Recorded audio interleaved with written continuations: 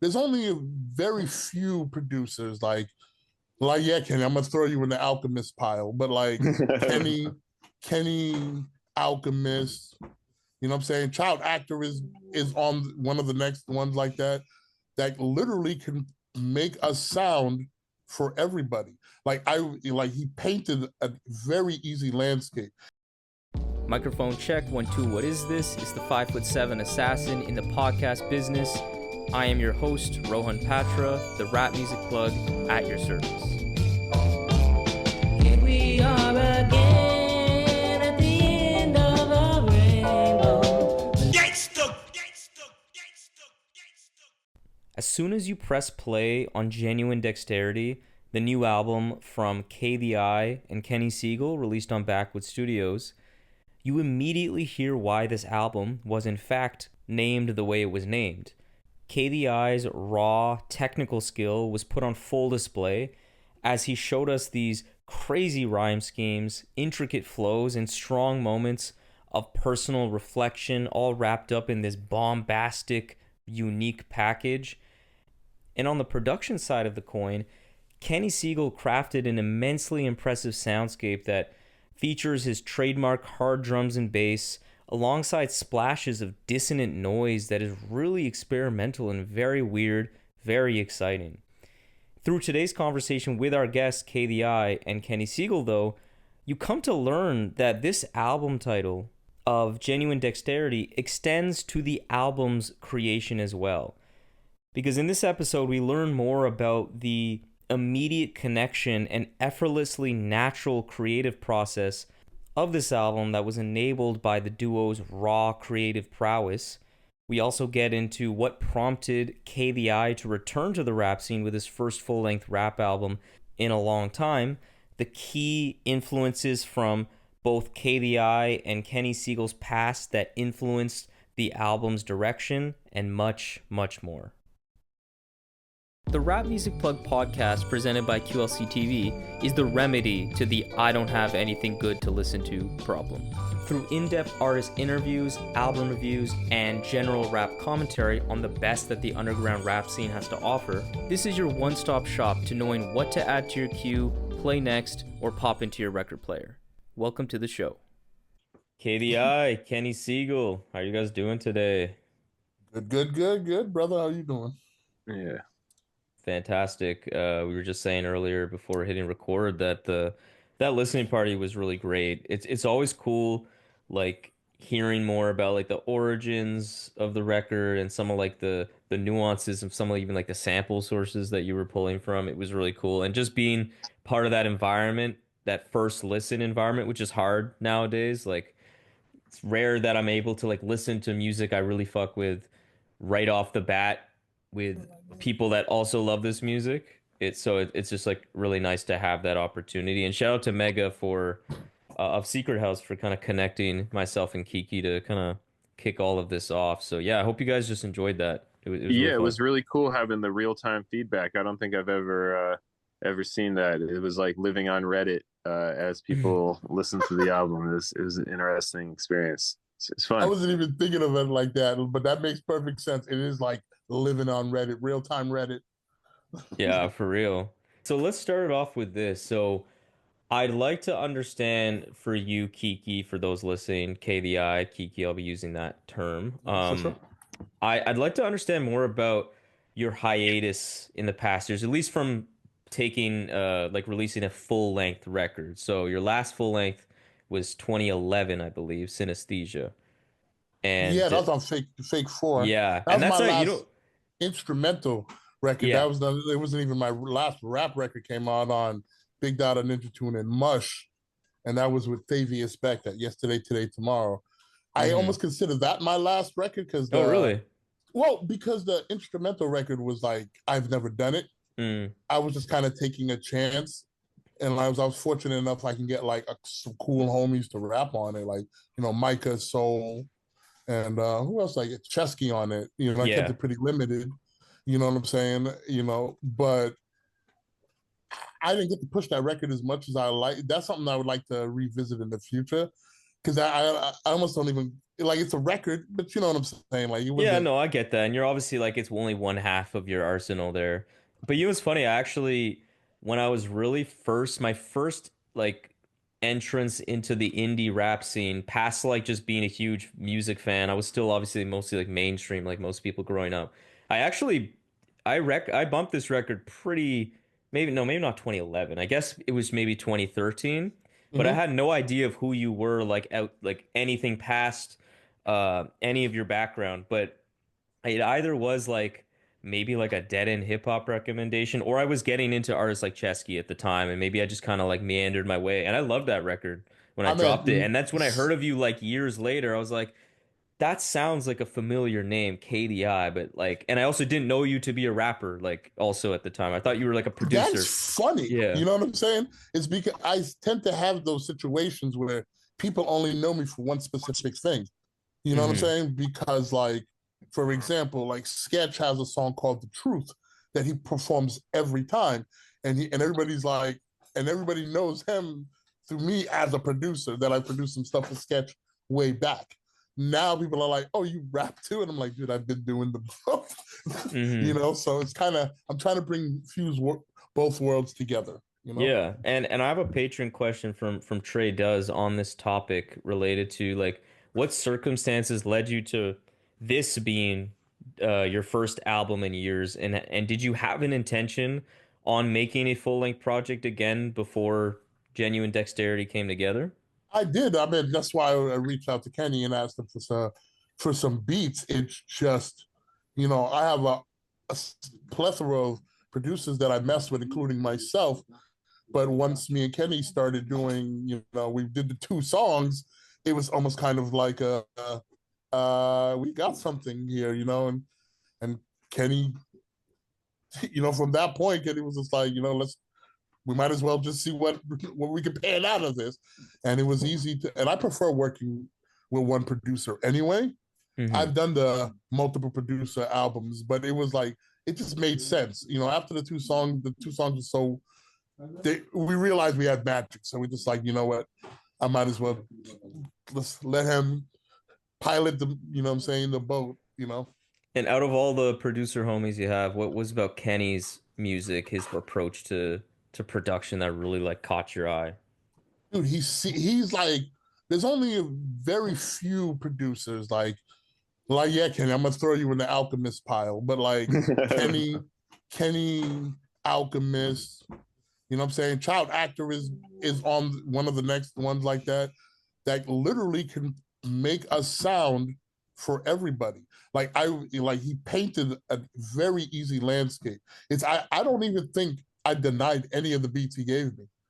Like I That think is true. Typically, I sometimes work with people that are like shooting shit down left and right, or otherwise like Woods, for instance, is someone that like I'll have a number of tracks that maybe initially he's like, I don't know about these, but then as the project takes shape, he'll like come back to them and be like, oh yeah, that one it does fit or is the right one. This one was kind of like everything I sent to Kiki, he sends something dope back, like just one after another. No misses. If anything, the only misses were ones where I was like, after the fact, like I don't think this beat fits like we did do a few extra songs Mm. yeah, that there were is ones where I songs was like, I don't think this song fits in the track listing as well. Like not like they weren't good songs. It was just more like as the flow of the project kind of materialized, there was a few where I was like, oh, I don't know if this one fits anymore. But yeah, it was every single beat I sent turned into a song. Yeah, I like the challenge, you know what I'm saying? And it's like, and one thing about Kenny's thing that I really, really, really enjoyed, certain people, like, I got this for years where people would be like, I made the perfect beat for you. And they assume that they know the perfect beat for you when all you got to do is just make me dope beats. Like, Kenny made the perfect beats for me without saying that. He just said, I mean, oh, we got something. the ironic thing about that is that towards the end of the project, I went back and I did some like heavy listening to like the Big Data album that Kiki had done like a decade or so ago. trying to just like make sure there's no stones that were still unturned or things that I wanted to do. Because sometimes like I'll have that moment where I like listen to some artist I'm working with, to some old album of theirs. And I'm like, damn, why didn't we like do our version of something that they've approached before? And I actually made one of the songs that we ended up I ended up taking off the album. I made this beat specifically because I was like, man, there's like a certain thing that Thavius Beck does on that Big Data project that I don't think we've really tapped into quite good enough. And I made this beat specifically to try and like do that. So that was, of any of the beats, the one that I was the most like, okay, this is for Kiki, like this is the most Kiki beat I can make. And then and then once we did the song, I was like, the song is cool, but I don't even think it works for this album particularly. So I ended up taking it off after I did the whole exercise of trying to create that one. But you did exactly what you did, because it's funny, because when I listen to that song nowadays, you know, I listen to it and I'm like, yo, this song is very different than our album. And it really sounded like I literally could have took this song that we did and put it on Thavius's record, and people would have just assumed that it's Thavius's production. Like, it's like we literally made a song like that, and it was perfect to the T. You know what I'm saying? But again, when you look at the album, it just didn't make sense because we had a direction that we didn't even realize was a direction until we got to half of the record, and we're like, oh, we kind of have a direction that we're going for without even speaking about it. It was just like genuine, you know what I'm saying? So it was easy. And given that KVI has been making music for a long time, highly respected in the indie scene, for you, Kenny, what was your first experience with his music, like just as a fan, and what did you appreciate about it the most? So I knew of Kiki from back when he lived in Los Angeles, like a decade ago at this point. Yeah. I'm thinking. Yeah.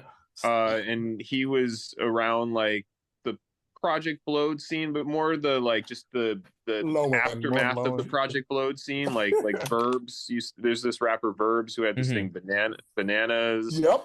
That was kind of like post Flowed. And just like the early low end theory scene, but yeah, Kiki was just someone who performed in those circles and who I'd seen perform before.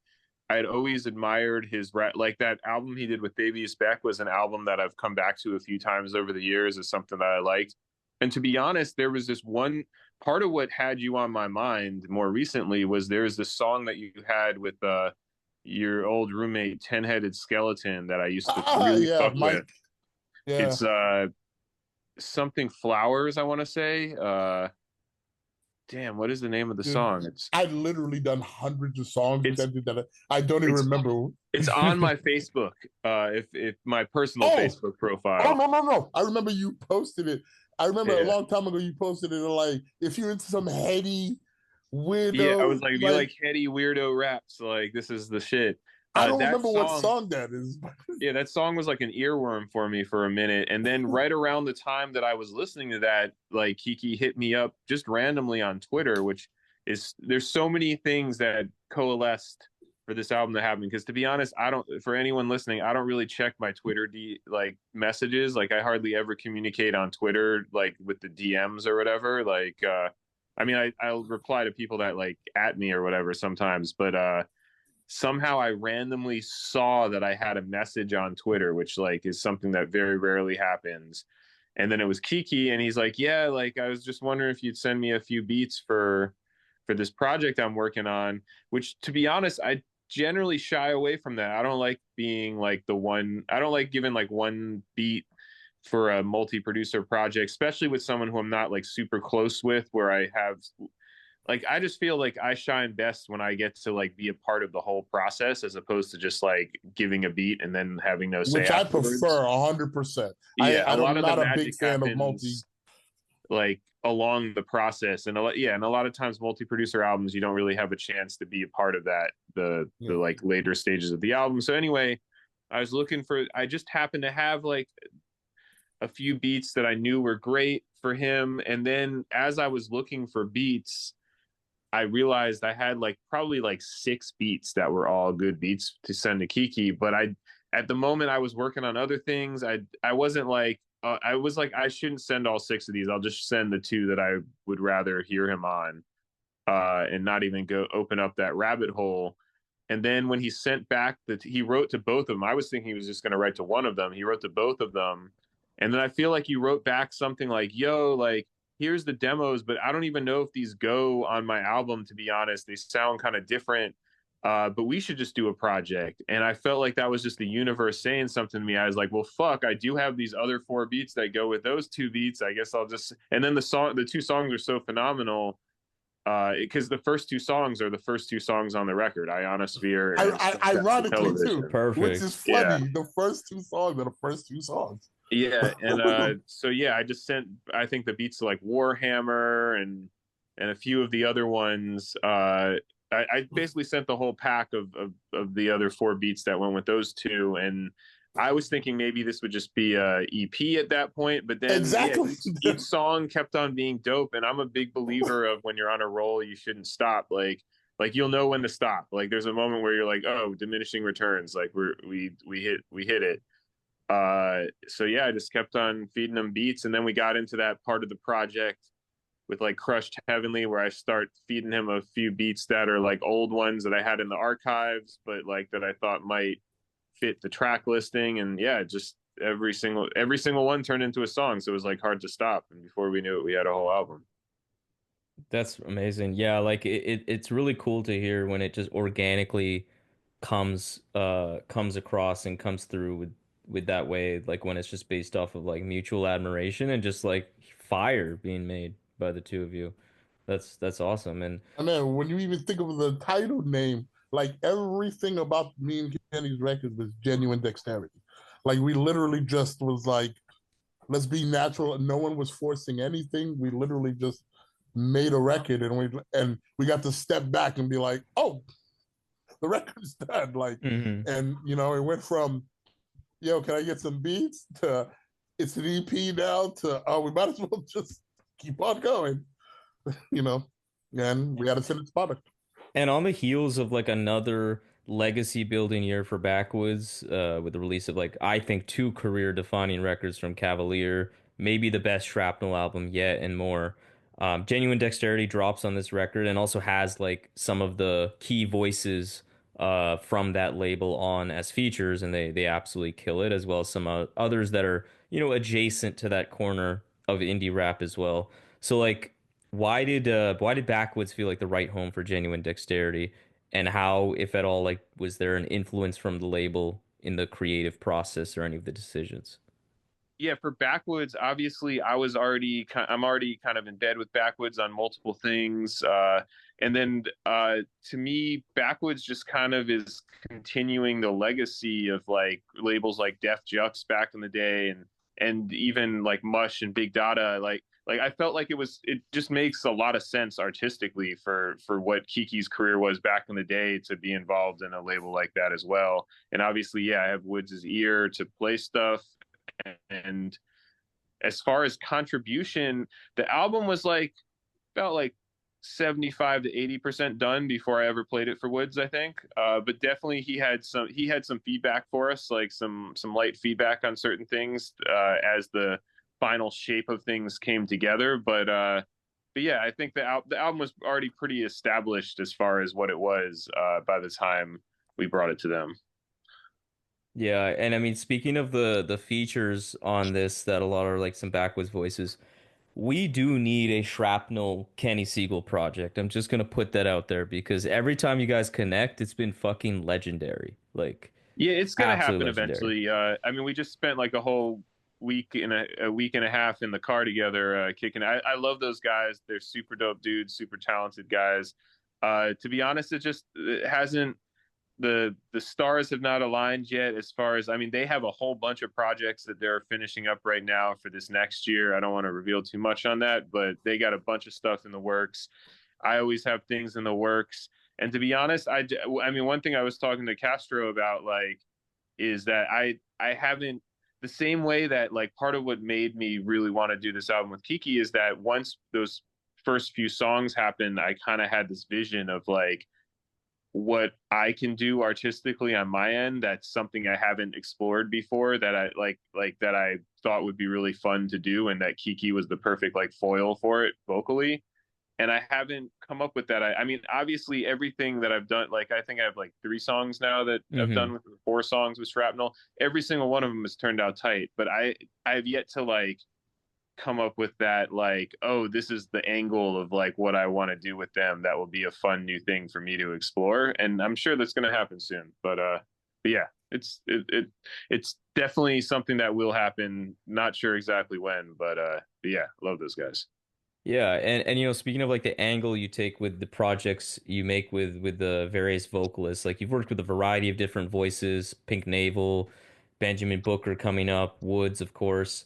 And you know, you had said actually in that recent that RMPP listening party we did, you said that for this record, Genuine Dexterity, that and as well as this upcoming project with Benjamin Booker, that these were your most like noisy and dissonant production displays in contrast with some of the beats that you had been making on those past projects that have already dropped.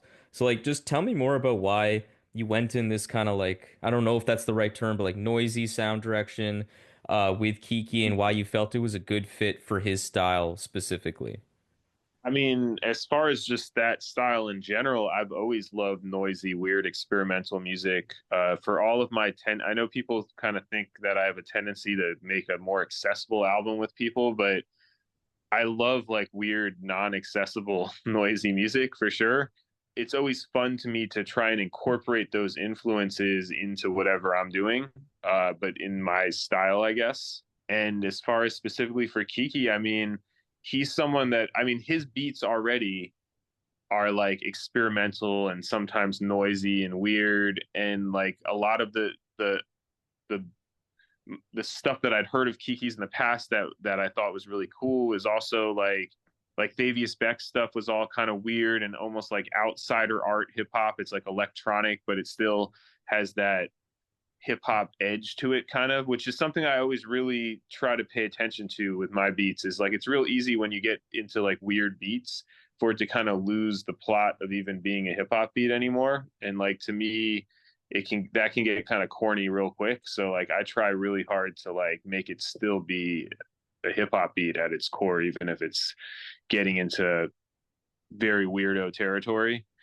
But yeah, I just thought that yeah, Kiki seemed to and it wasn't really like some huge thought process. It was more just like those first couple songs. I was like, oh shit, like he sounds really good over this kind of thing, and I would really like to make more beats like this. And like it's same way how when I gave Rory, when we were doing So the Flies Don't Come, I was making some kind of sad jazzy beats, and I heard the first couple songs we did, and I was like, holy shit, like this is the perfect dude to be on top of this wave that I'm on right now, musically. Similar kind of thought process, I guess I'd say.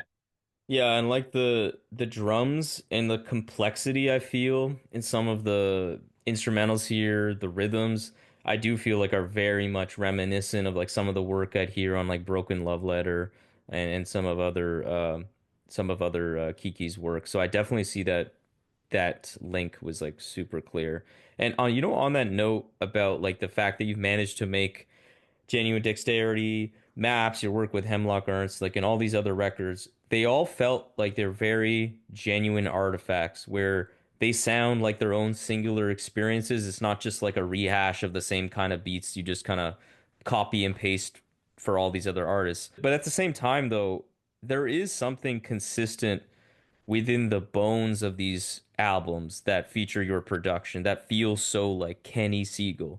And I wonder, like, do you feel there is some sort of kind of Kenny Segal signature sound, whether it be sample choices or your production process, anything like that? Or is every new project you work on kind of like a blank canvas?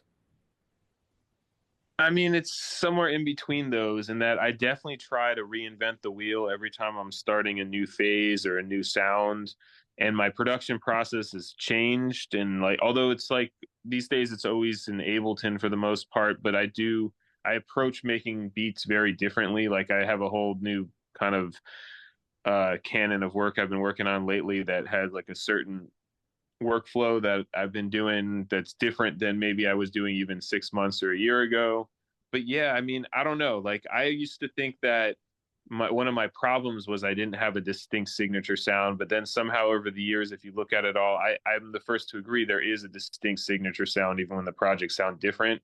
But I wouldn't say it's like a very conscious, like, I'm not sitting around like, how can I make this more Kenny Segal sounding or something? Like, it just comes out that way. Yeah. And it took me a long time to get there, because I know that's something that like young producers will probably like ask me at the merch table, like, how to find their sound, and like all I can say is it took me a long time, like a decade probably, to figure that out. You got to make a lot of music, and yeah, it just slowly emerges, I guess. Yeah, I feel like there's like probably unconscious decisions you're making in the production process that like naturally is just part of your character of like what your ear likes, what your taste is, Yeah, and I like think it ends I up think being that that's way. exactly what it is that I have a certain aesthetic that I gravitate towards, whether, and it doesn't, aesthetic not necessarily a type of beat, but or like a style, but like more just a general aesthetic to the timbres that I enjoy. And yeah, I just naturally gravitate towards that, I guess, even when I'm not consciously trying to do it.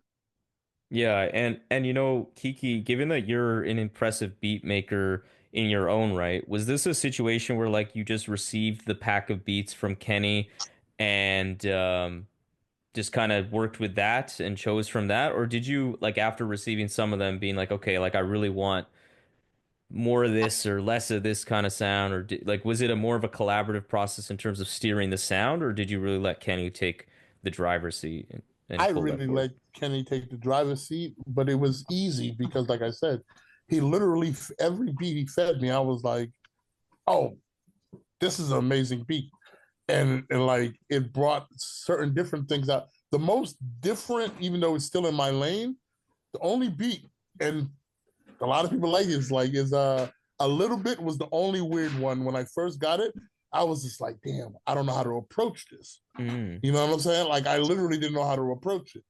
Then after a I blunt mean, or you two, you certainly figured it out. I it took a blunt. You know what I'm saying? After a quick blunt break, I was like, I know where to approach this. But that's the only one that like the first time, like I liked that beat a lot. But I was like, I never rapped on a beat like that.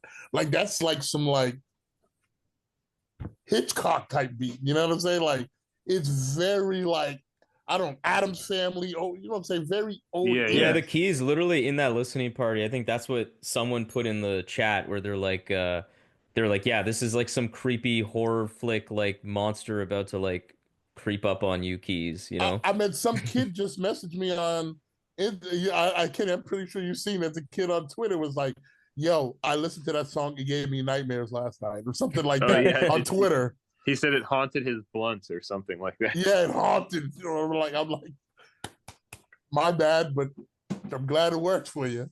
You know what Yeah. I'm saying? But no, Kenny made it very very easy. I'm like, out of all, I mean, Davies was easy record too, but easy like you got to understand. Me and Kenny were not. I'm in Cambridge, Mass. He's in California. For us to be shipping those record music out and doing the record, and for it to be that fluent, like that is No, not usually it's how kind I of go. crazy. I think this is the most like the like we weren't in a room together at all during the making of this record. I think Me and that might Thavius, be a first for me, actually, me and of Thavius like, were in a room yeah. making the record when bus driver would come over to record. Mestizo came over to record. You know what I'm saying? They came over to record. It's all on the same mic. They in the same apartment. You know what I'm saying? Yep. In LA, the only person that didn't was High Priest because he lives in New York. He sent his birth.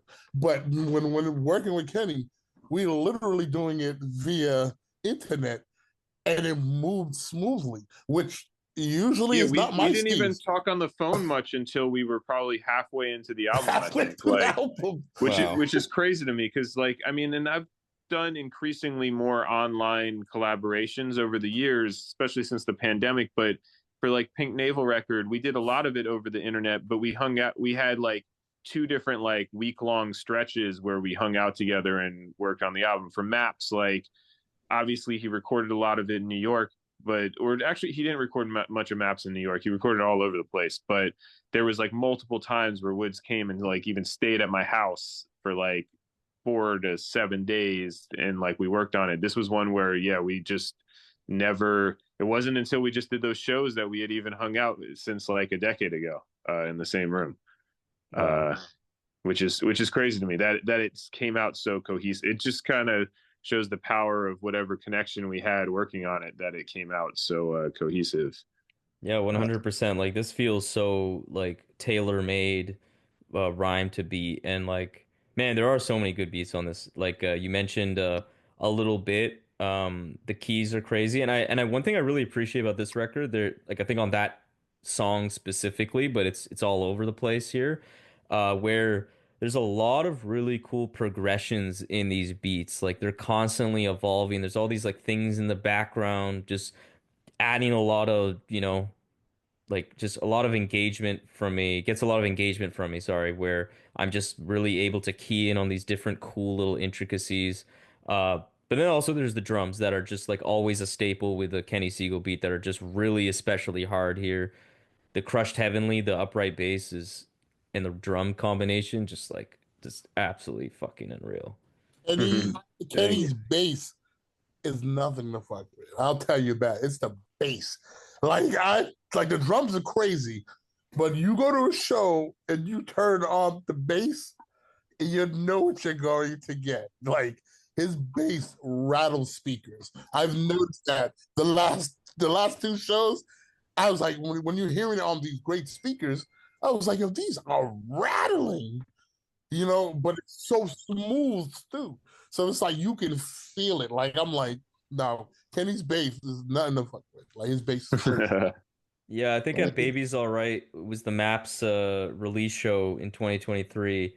I think that's where, like Kenny, I know you were there. I think that's where I really keyed in on how fucking incredible. Oh yeah, that I don't know if it was actually this show. I think it was in Toronto when Woods. Right, because we hung out with you in Toronto. If I Oh yeah, okay, that was right? the same. Oh, that was you were also there. Yeah. He made that comment. He's like, "Damn, these Kenny Segal beats are just hit different live." He said something like that, like while he was performing. He said that. He has said that a few times on the road. I don't know. I mean, the funny thing is, I used to think that I didn't really know how to mix my shit very well, and was always embarrassed that my shit didn't bump properly. But somehow it's all worked out eventually. There's a significant difference between hearing it and then hearing it live. I guarantee. I mean, part of it is that I don't follow. Yeah, I do shit my own way, I guess. Yeah. But yeah, the bass definitely it's always fun hearing some of these beats I'd heard on a system before, but many of them I'd never heard until this current run we just did, and it's always fun hearing them hit on the system. Definitely, even when we're doing the Hiding Places songs, like sometimes it just reminds me, I'm like, oh yeah, that's why everyone loves this song live. Like when the bass kicks in on certain songs, I'm like, oh yeah, okay. And Kiki, as a lyricist working with a canvas like this that Kenny created for you, how did the sound from those beats like dictate the way you approached your rhymes on Genuine Dexterity? I mean, it was pretty easy. Like I kind of had a direction of what I wanted to write about already before, what I'm saying? Kenny even sent me the beats because I had a idea of his beats, and it was weird, man. Like I just it was one record for a long time. Like I put a little direction, I had a little guidance. I took the beats and just let whatever beat he gave me naturally just guide itself. You know what I'm saying? Like I did. Like it's weird, and I don't want to sound cliche leaning back on this, but Genuine Dexterity. You know what I'm saying? Like it was just like he'll send me a beat, and I'm like, immediately like I'm gonna write about this. Yeah, it was extremely easy. You know what I'm saying? It's like, but I just let everything flow naturally. It wasn't like I had a little guidance in the beginning, and Kenny would always hit me with something that's not what I expected. So it would just, it would develop something naturally. It was a pretty easy, but it was an easy process writing to Kenny's shit because your shit knocks. As long as your shit knocks, my brain will figure it out. You know what I'm saying? Like, it's like, I'm one of those people, like, I can't hide. Like, I wear my heart on my sleeve. Like, if you give me something that's whack, I can't, like, hide it. Or if it's like, I don't want to say whack. If it's something I can't mess with, I can't mess with. I just can't mess with it. And I'll let you know, because you'll know it if I even try to write. Because it'd be like, oh, he didn't care about this one because he didn't put his best pen towards this. You know what I'm saying? But Kenny, like I said, Kenny's his beats were so easy. And I was already a fan of his production.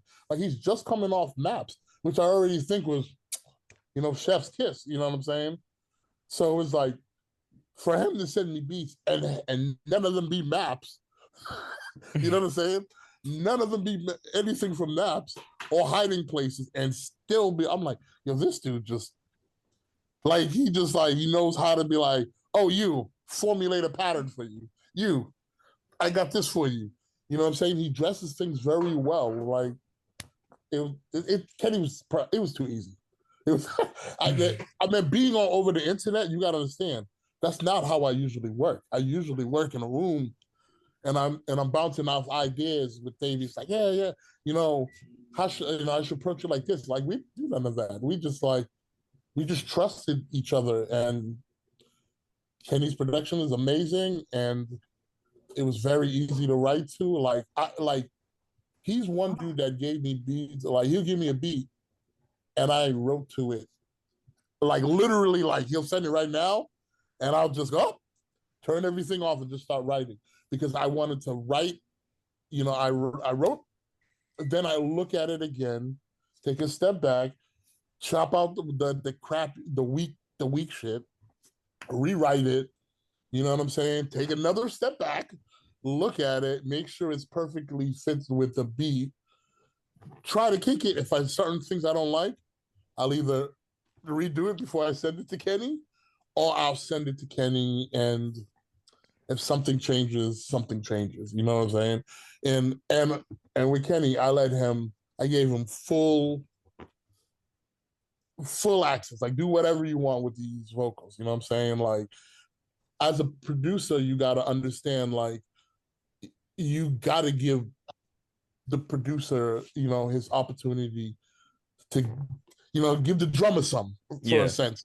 So I'm like, do what you need to do with my vocals. If you feel you need because there's certain artists that I used to work with, if you understand, like, the old Def Trick sound, people would glitch vocals, chop a vocal here. And I'm like, Kenny, do whatever you feel. Whatever you hear that I don't hear, go for it.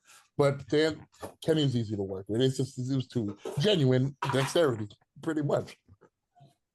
Yeah.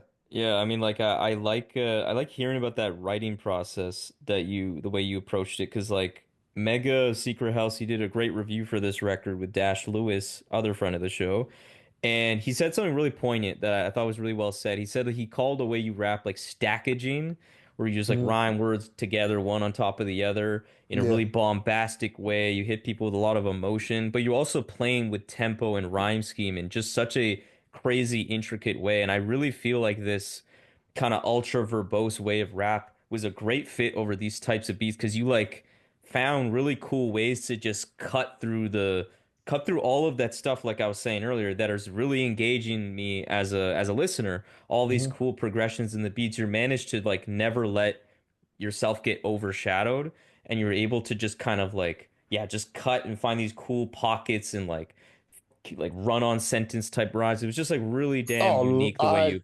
run-on sentences. That's my C's, my brother.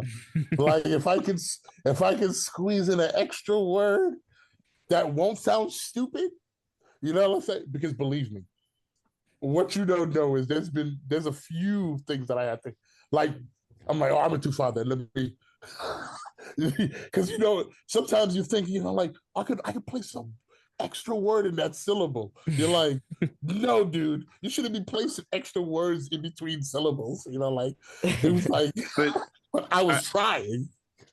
I You will know? say that I listened to a little bit of, I think, some clips out of that interview you were saying, and I thought Mega really did tap into like a really good description of that. Like I do think that even though obviously Kiki's East Coast, they're at heart, it's like that West Coast Micah 9 fellowship kind of tradition. Like there's a certain type of like wordplay that's very like West Coast to like Kiki's approach to rapping. That is something And I that's was very definitely true. really into when I was younger. Like at one point when I first discovered all that stuff in like my like college years. And it was really fun kind of tapping into that, but with Kiki's like twist to it. So because I grew up like, or not grew up, but like my early cut my teeth with like some of those West Coast rappers like Micah 9, Abstract Rude and stuff. But it was interesting having like that tradition, but with like a twist. That was one of the things that like sparked my interest in the whole thing is yeah, because I'm a fan of that as well. And I won't front. You know, growing up, like, you know, when I was in high school, I was probably the only random East Coast kid that was like even though as much as I was listening to the Tribe Called Quest, the Wu Tangs, like the clear East Coast heroes, right? I was just as much a fan of Project Blowed, Hobo Junction, Hieroglyphics. I grew up. I always grew up a West Coast kid, so it was almost even though I lived in the East Coast forever until I moved to the West Coast for that period of time. I was always influenced by a lot of their stuff. So I think what Kenny's saying is correct, though, because it's been a mesh. As much as I can do the Wu Tang boom bap, you know what I'm saying? The West Coast did influence me. People, Micah 9, AC Alone, these dudes influenced me as well to be like make that mesh. And when I moved to California and I did like few shows with those dudes, I'm like, yo, it just felt so comfortable because in the East Coast, I had to stick certain things people like to me. They like me just rapping. When I do the like crazy fast stuff, they're just like, dude. I mean, the I remember ironic people thing saying is slow you up. might have been on some of that stuff before I was, because when I was in high school, because I also grew up on the East Coast, but when I was in high school, I would mainly listen to like for hip hop, like all the DJ Premier kind of world stuff, Yo, that's like crazy. Gangstar, Group Home, J. the Damaja, and then obviously Wu Tang and stuff. And it wasn't really till I got to California in college that I even became aware of any of the Project Blowed lineage of stuff at all. It was the tape collecting era. And I just remember like what was it? It was mp3.com. One of these weird like old sites before anything was popular. I remember Aesop Rock being in the room. Like tons of us used to be in like I think it was mp3.com or SoundClick.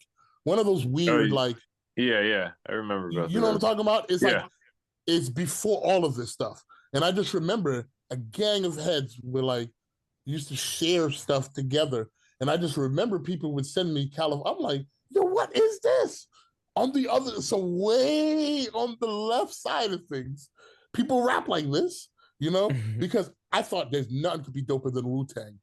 But when you see Hyro and all of this stuff, you're like, oh my God, there's pockets that people could do that I didn't even think were allowed.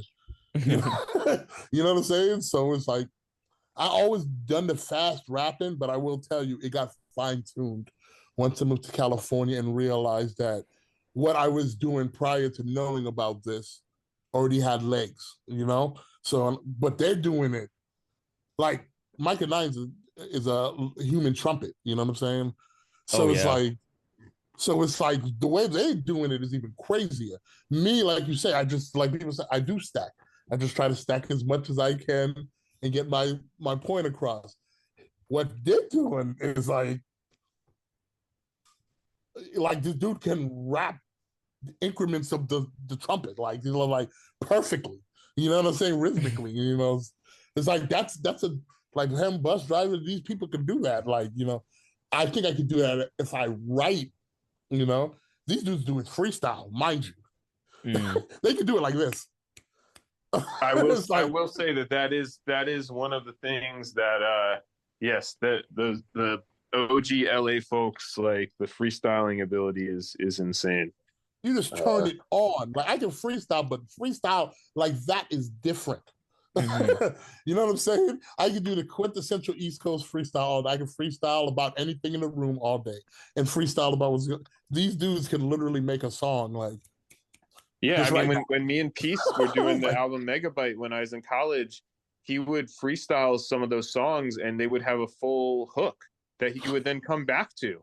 And that's I'd be crazy to me. did you have that hook already? And he'd be like, no, I just came up with that in the moment. And then he'd remember it 2 minutes later and come back after freestyling some more to the hook. That's like a skill, dude. It was crazy. Yeah. That's a skill. And I picked that up, but I'm saying this is the things that I picked up being in California. You know what I'm saying? Like I can do this stuff now, but this is not the stuff that I like. These dudes were doing this like out the gate. Mm. You know what I'm saying? Like, I don't know if you ever seen that old Project Blowed like video when it's like some military video, like all of them freestyle stuff. It's like they're in a black and white. It's like a black and white video where Wait, are you they're talking about the literally one where going they're through doing styles. where they're doing the Yes. calisthenics? Yes, You already know like what I'm a talking CD about. song. Yeah. Yeah, when they go through the styles, oh Yep. my goodness. Like just listening to I remember when I first heard that, I was just like, I'm not worthy of rapping anymore. These dudes are built different. Because these literally did like East Coast, like this is before I've heard a lot of the East Coast dudes that I like. And I'm like, these dudes already had that pocket 4 years ago. Like, you know what I'm saying? They literally had every pocket you can think of, from the organized confusion pocket to the like Busta Rhymes pocket. Like they been had that. Well, I mean that's one of the things that initially attracted me to working with them, but also I feel like you have this as well, Kiki, is that this you approach every beat as like, how can I, the same way like when I make a new beat, I try to like after the beat kind of comes to fruition, like I think of it as its own little world, and I'm like trying to build all the different little touches that will create it into a world. I feel like you and the Project Blow tradition approach every song like, how can I create a new style that's still me, but like that hits the rhythms of this beat and creates it. Yeah, it's like this like invent, like I mean I've heard people, I think there's like a line in a song that says something about like Mike and Nine will fuck around and invent a style. He'll invent a style for one song that makes a whole nother rapper's career. Like a whole rapper could just make a career off of every song he makes. And I feel like you do that too. Like you create like a new, like it all sounds like you, but it like a pocket that hits each beat and like creates its own little world to explore each time. And that's why it was fun making that record with you, because you literally did something that usually people, like most people come up to me like, oh, I got the perfect beat for you. You never said that. You just gave me stuff and I was like, dude, this dude got the perfect beats for me. And he doesn't even, and I knew if anybody that would have it would be you, but you didn't even say anything and had it. Like I mean, people come up to me all the time and they're wrong every time. They send I'm me just like, trying to send things that will spark some idea that in you that, yeah, like to me, that's my job, is to come up with like ideas that then spark an idea in you that will bring us into some new territory, hopefully. It was perfect, man. And I appreciate you, my brother. You already know. Likewise, obviously. Because I'm still like, you know, taking everything in. Like every day I get hit up about this record. So I'm like, yo, me and Kenny really made something. Because it's like, even though like I've been on Ninja Tune and all of those labels, for some reason, this record just feels more, and like Backwoodz, it feels more like family than anything I've ever been on. And in Ninja Tune, I'm in a slew of amazing artists, but no one's hanging out together. You know what I'm saying? They do electronic, they do this. It's not even like a squad. Fake Four was the closest, but it's still like was not this. I think part of it is the industry is also evolving a little bit from like 2007, 2010, that era was just like it was still like kind of the old paradigm of how labels were and how crews were. And yeah, now Backwoodz is firmly even though one of the things I love about Woods and Backwoodz in general is like they're like firmly in the new era, but also take like similar to me, like have the knowledge and experience from the old times as well, but like firmly in the new times. And I like to think of myself like that as well. And I think that they're very much like that. Very, very, very true. I couldn't have said it better, because like it has its that resurgence of that old like 97 to 2000 crew, Def Jux, Anthicon, Rhyme Sayers, Weightless. You know what I'm saying? This is the shit I remember. This is the shit like graduating high school. I'm like, oh, this cruise. It's so dope. And you know what I'm saying? And it feels like that. And it feels like just going to the show in New York when like I'm in the, you know, in the little stage room with all of them, and everybody's just like, oh man, like we already knew each other forever. You know what I'm saying? And it's like, yo, that new record you and Kenny is dope. And I'm like, oh, your record's dope. You know what I'm saying? And it's like, there was like no egos. It was just like, homie, we're just all dope, right? On the same label. I mean, I think it's because everyone's just stoked. And like, I hope that anyone listening here, like fans and shit, realize like how stoked all of us are to be here and to be able to like whatever resurgence is happening, whatever excitement is happening around this movement that we're a part of. Like, I know for myself, I definitely like feel very blessed and lucky to be a part of it. And I realize that part of it is the music that I'm making is connecting with people, but also I realize like there's lots of people that make dope shit that it doesn't connect. And we're very lucky to be riding this wave. And I think within Backwoodz, all of the artists that I'm friendly with that are part of the label and the crew are all have that same appreciation. They're like, dang, we are very lucky to be on this wave, because although we all know we're dope, we also realize like it's a blessing to be part of something that people pay attention to, especially in this day and age where there's so many different things to distract you and so much just content in general. So yeah, I think part of that camaraderie that Kiki's talking about is just everyone's just like, yeah, just grateful to be here and be part of it. Yeah. It's not like, and it's like, because of this, it made me like, it re-sparked that high school feeling me where I'm like, yo, now I just want to make a gang of songs again. You know what I'm saying? I don't see myself stopping because like Kenny like put the battery in the back, Woods and them helped the issue, and now it's like I don't want to. I don't want to hear. I want to hear a Kiki produced Kiki album, to be honest. I do too. Because to me, I'm also a huge fan of your production as well. And the song that I was talking about in the top of the podcast, I looked it up. It was a Red Shirt from the 1008 project. Yes, all right. Which I believe you made the beat for it, and then you both rap on it. Yes. But most of the beats on that record, it was all Michael Knott, but that one that was mine, and it was extremely random because that was my roommate. We literally would wake up and record songs for no reason, and we lived in Boyle Heights, which Kenny knows what it is, but you don't know what it is. It's the super Spanish hood. Like, yeah, not at times over the years, not a safe place for a black man. Like, dude, we lived on 4th in St. Louis, across the street from Hallenbach Park. Like, they made movies about this. Like, you ever seen Blood In, Blood Out? Yep, I haven't. Okay, well, this movie is about watch. That's a LA classic. I lived across the street from like you shouldn't be here, Capital. As a black man. I mean, that's why Rory moved out of Los Angeles. When Rory moved to LA, like around So the Flies Don't Come, him and Al and everyone, they had a house in Boyle Heights and literally they lived in Boyle Heights too? Yeah, that's when they moved. That's when he moved to, trying to think whether he moved back to Milwaukee at that point, or that might be when he moved to Maine, I think, for the first time. Was they had to escape Boyle Heights. They were like, dude, I escaped. I literally moved. I escaped Boyle Heights because dudes were like, yo, why is there a random black dude in a Mexican neighborhood on the block? You know what I'm saying? And I didn't know better because people, when I first moved there, they were like, oh, east of east of downtown, and I'm just like, oh, cool. No, your story And is just like Roy's because this is similar. They didn't know east better. of There was a cheap downtown, place that they could East all LA, live in the house, and yeah, and we quickly got a realized. nice.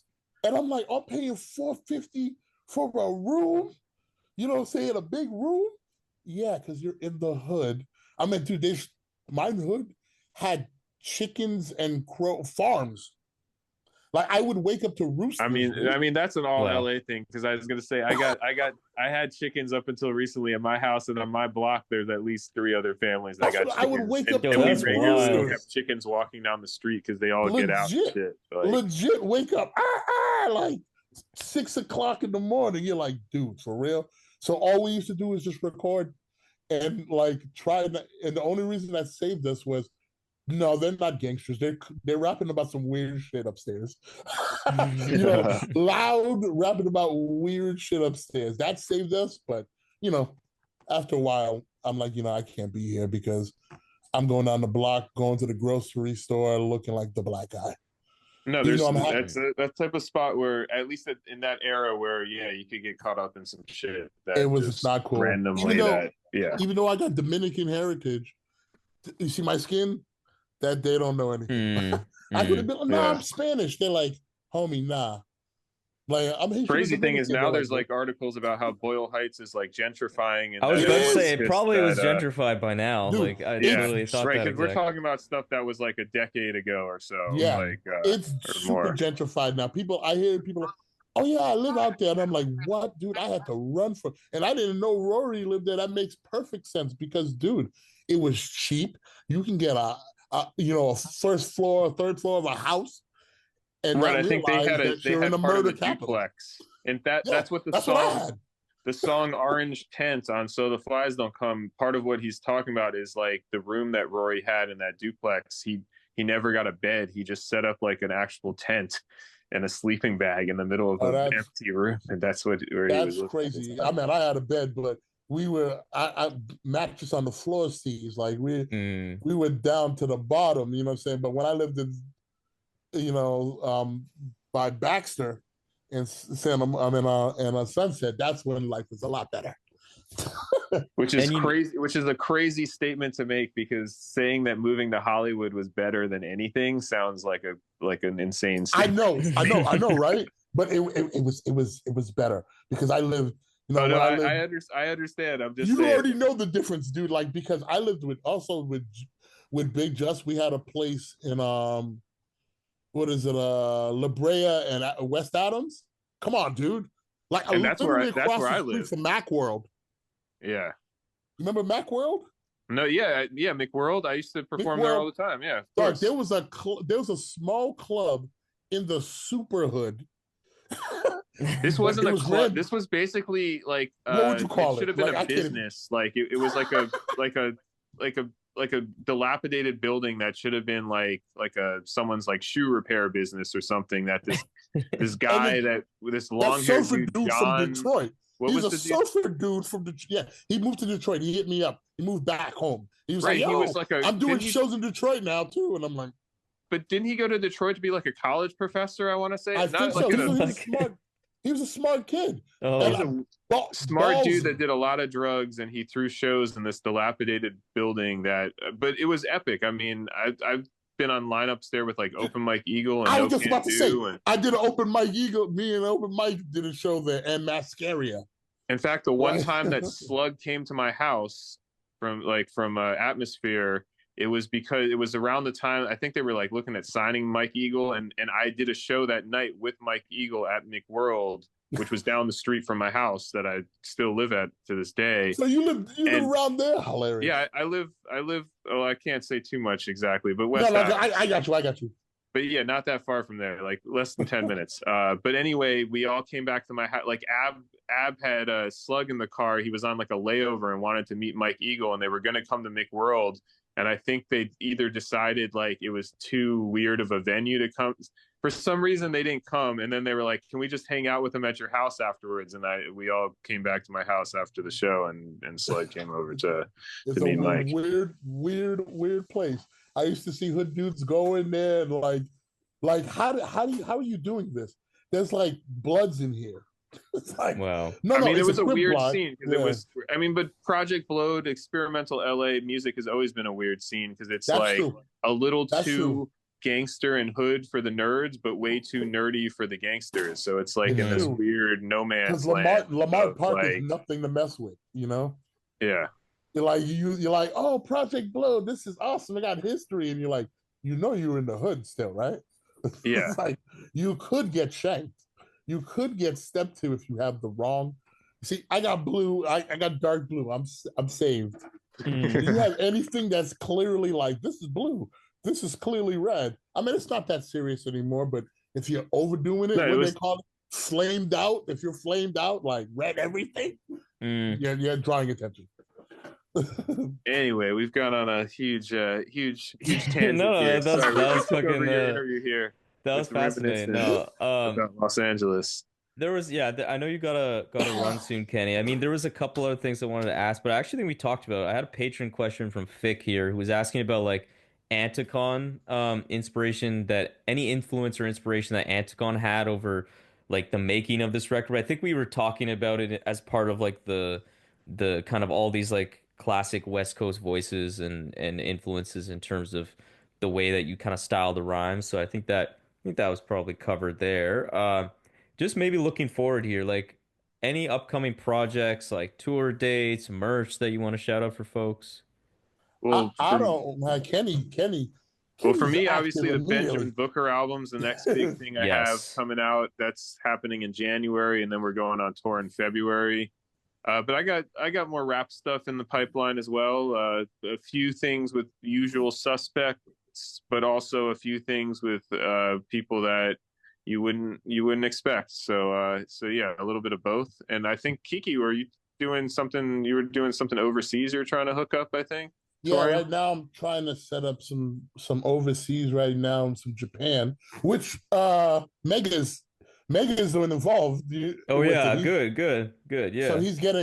he's trying to get me, Sharif, and Just out there. We're just trying to get Oh everything, my God, that'll be crazy. trying to get all the paperwork correct. But yeah, like it should be in the summer. That's what it's looking like. I'm Were working you on actually stuff. serious about going to South Africa? Because you I'm tweeted this very, one. Yeah, dude. Ratman Gavin, other patron, wanted me to specifically ask you that. He wanted me to Dude, do lead you the whole conversation understand? with that. For years, I have a squadron of South Africans for years. When you're a weirdo black dude, they just seem to know you out there. And for some reason, for years they've been trying to get me out there. Like, yo, who do you not know? Like you need to get out here. And I don't know if you know Ben Sharper, rest in peace, which is a good friend of mine from Cape Town, was raw. He was in our vein. You know what I'm saying? Like dope ass MC who died like 5-6 years ago. Mm. And he always used to be like, dude, when I go to Cape Town, people talk about you all the time. He's from there. And he's like, I need to bring you. But he died. He was like my only connection at that point in time. But people always ask me, a gang of on my Facebook, I have a lot of South Africans and they're like MCs, producers. They're like, yo, when are you coming out here? I'm like literally the only. Has Woods been out there? You like Black Widows have to go out there. You know what I'm saying? I don't know if they've been to South Africa, actually, to be honest. I They mean, him need and to. Chaz have been a lot of places now, but I don't think they've been there. I know. I've seen Barcelona. Like they need to go to South Africa. Like it's one of those places that like is like fiending for. And like I had a weird. I didn't know how it was until I like seen videos, and I'm like, oh, these dudes get it cracking out there. There's dope shows out there. But yeah, I want to go. It's It's funny not because August thing electronic yet. people I know have been out there. Like my homie Mr. Carmack, I think he's been there, and like I'm friendly with some of the selection dudes. Like I know they go out there pretty regularly, but I haven't seen a lot of hip hop people out there. But I yeah, don't get yeah, there's a huge electronic scene out there. I noticed they party a lot out there. You know what I'm Yeah. saying? But there's a lot of weird MCs out there. You know what I'm saying? So eventually when we can figure it out, because I've talked to people, you know what I'm saying, Japan is gonna lead to New Zealand and Australia, which Oh we have wow, that's gonna be well, beautiful. we have other connects there.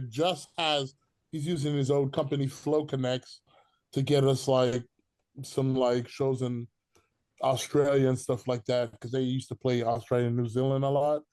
and it's also an excuse for me to go to Hawaii. So Well, in the summer I'll be on the Kiki has Pacific. those out of town connections. I mean, this is one thing that I was really hoping would happen with this album is I felt like you have a lot of latent fans, all like, and you've been a lot more international than the average artist in the past. And I was hoping that this would kind of wake up all those latent fans and all over the world. And I feel like I've seen that this last week or two as the album has been out.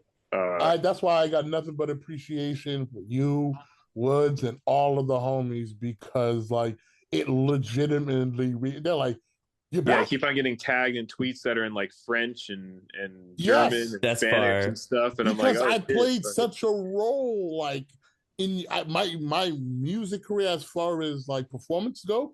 It's way more overseas than it is in America.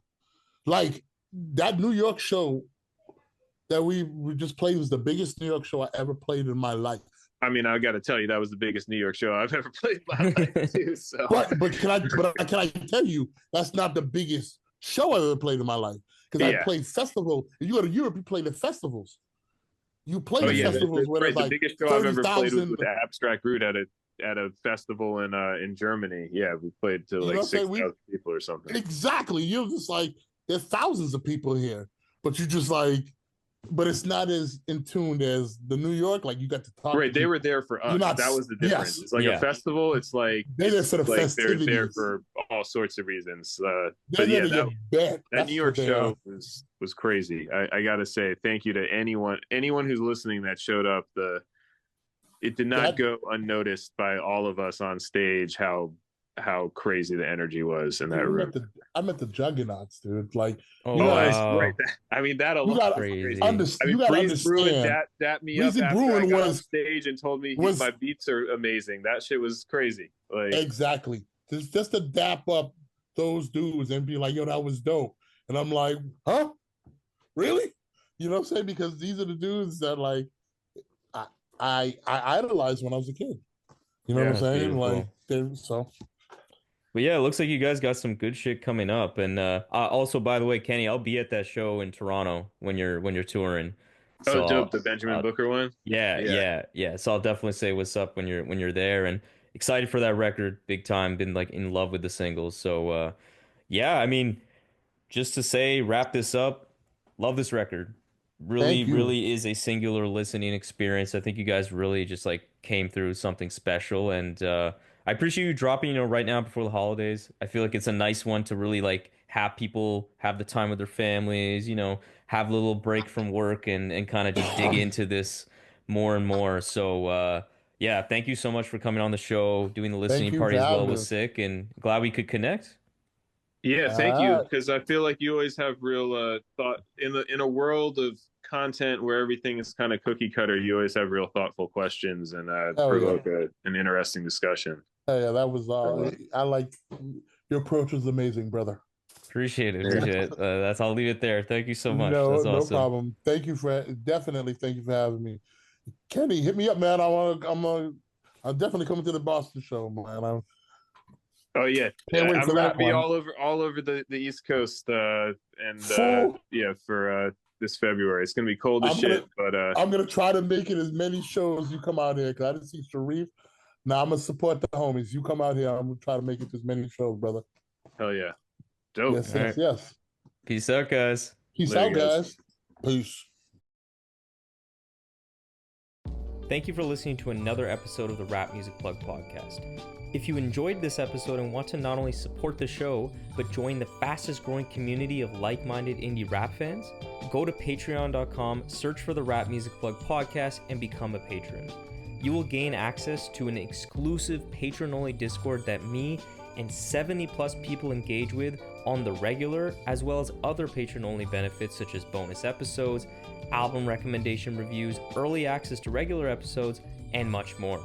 So if you have any questions about any of the Patreon stuff, or just want to keep tabs on the show, interact with me on rap music and all the great stuff that we can talk about, follow me on Twitter and Instagram at rapmusicplugpod, or shoot me an email at qlctv.podcast@gmail.com. You can also rate and review the show on Apple Podcasts and subscribe on YouTube and Spotify as well. But that's enough self-promotion for this episode. I hope you enjoyed it. Peace.